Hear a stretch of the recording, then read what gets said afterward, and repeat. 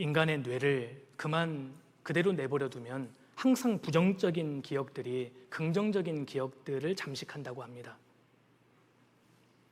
그래서 한 가수가 예를 들어서 사람들 앞에서 열광적으로 공연을 마치고 내려오면 10명의 팬들이 정말 열성적으로 환호하고 박수를 쳐도 한 사람의 안티팬이 비판의 말을 하면 그 가수 입장에서는 10명의 환호 소리는 기억에 남지 않고 한 명의 이 비판만 뇌리에 남는다고 하지 않습니까?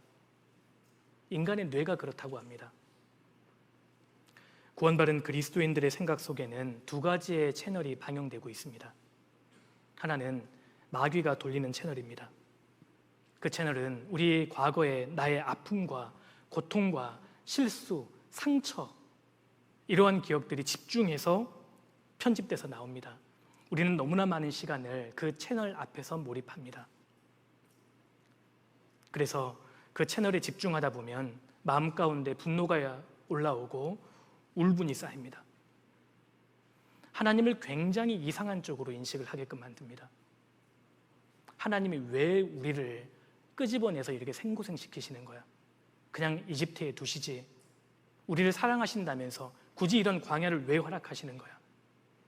분노를 마음 가운데 쌓아갑니다. 너무나 많은 사람들이 이 채널에 지금 집중하고 있습니다. 이스라엘 백성들도 그러했고 심지어 구원받은 그리스도인도 그럴 수 있다는 겁니다. 그래서 이렇게 이야기합니다. 내 인생은 베노니야. 내 인생은 정말 재수가 없었어. 고통이었다. 이렇게 말한다는 겁니다. 그러나 구원받은 그리스도인의 손에는 믿음이라는 리모컨이 들려 있습니다. 믿음으로 우리는 순식간에 채널을 바꿀 수 있습니다. 채널을 바꾸면 믿음의 눈으로 내 인생을 다시 보게 됩니다. 내가 당했던 모든 광야의 순간들이 슬픔, 고통이 아니라 지존자의 오른손의 시간들이었구나. 그러니까 우리에게 믿음이 필요합니다. 하나님은 왜 나를 사랑하신다고 하면서 이렇게 광야를 주셨을까? 내 하나님 여호와께서 이 40년 동안에 너를 광야의 길을 걷게 하신 것을 기억하라. 이는 너를 낮추시며, 하나님이 왜 내 인생 가운데 이렇게 거친 광야를 주셨느냐? 이는 너를 낮추시며. 광야가 있었지만 광야를 통해서 나를 낮추길 원하셨던 하나님의 섭리가 보이기 시작하는 겁니다.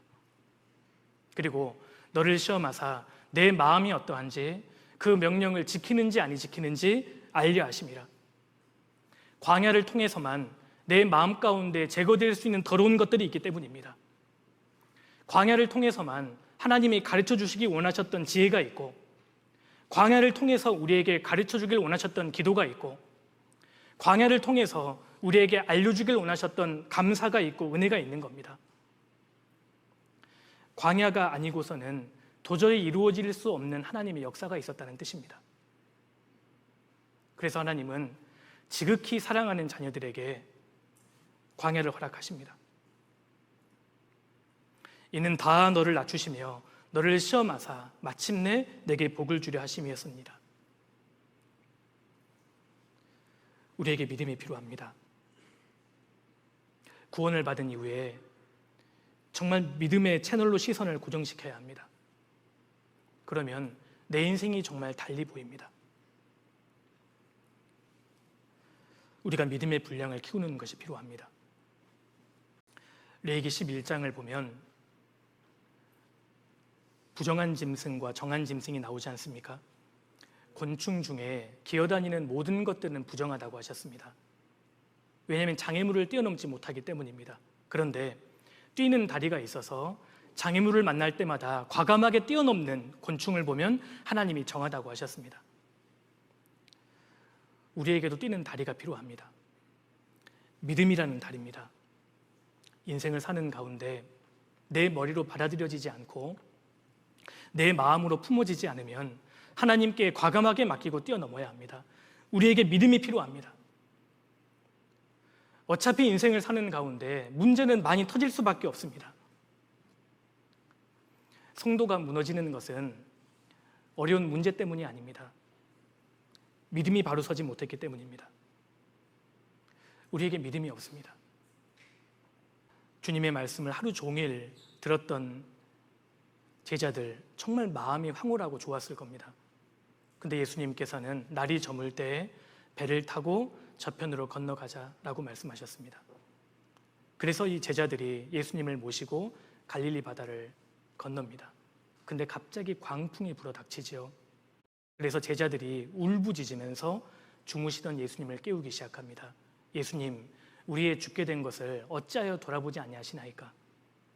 그때 예수님께서 깨어나셔서 두 가지를 하십니다. 첫 번째, 무엇을 하셨습니까? 바람을 꾸짖습니다. 잠잠하라, 고요하라. 그래서 물결이 잔잔해집니다. 그리고 두 번째 주님이 하신 일이 있습니다. 제자들을 꾸짖습니다.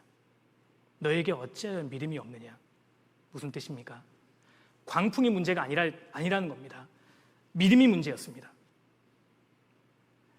광풍은 우리를 삼킬 수 없습니다. 믿음이 없기 때문에 넘어지는 겁니다. 마가복음 9장에서 흉악한 귀신 들린 아들을 가진 아버지 혹시 기억하십니까? 귀신 들려서 아들이 불에도 넘어지고 물에도 자꾸 넘어집니다. 주님의 제자들을 만나서 제자들에게 요청을 했지만 제자들은 고치지 못했습니다. 이 절망적인 상황에서 아버지가 예수님께 나와서 이렇게 요청합니다. 귀신이 저를 죽이려고 불과 물에 자주 던졌나이다. 그러나 무엇을 하실 수 있거든 우리를 불쌍히 여기사 도와주옵소서. 예수께서 이르시되 할 수 있거든이 무슨 말이냐? 믿는 자에게는 능치 못할 일이 없느니라 하시니. 주님이 아버지에게 이렇게 말씀하시니까요, 아버지가 예수님께 이렇게 요청합니다. 내가 믿나이다. 나의 믿음 없는 것을 도와주소서 하더라. 이 아버지의 말을 보십시오. 내가 믿나이다. 나의 믿음 없는 것을 도와주소서. 이런 모순이 어디 있습니까? 믿는다면서, 그런데 나의 믿음 없음을 도와주소서. 이런 모순적인 말이 어디 있습니까? 그런데 사실 이것이 우리 모두의 기도 제목이 되어야 합니다. 우리는 믿습니다. 사실 우리에게는 이미 엄청난 믿음이 있습니다. 주님이 나를 구원해 주셨고 주님이 나의 구세주가 되어주시고 나의 주인이 되심을 우리는 믿습니다. 그런데 믿음이 없습니다. 그분이 내 인생을 책임지신다는 믿음이 없다는 겁니다. 우리는 확실히 믿습니다. 하나님께서 전지전능하다는 사실을 우리는 다 믿고 있습니다. 그런데 믿음이 없습니다. 내가 만난 이 공경에서, 고난에서 그분이 책임져 주실 거라는 믿음이 없다는 겁니다.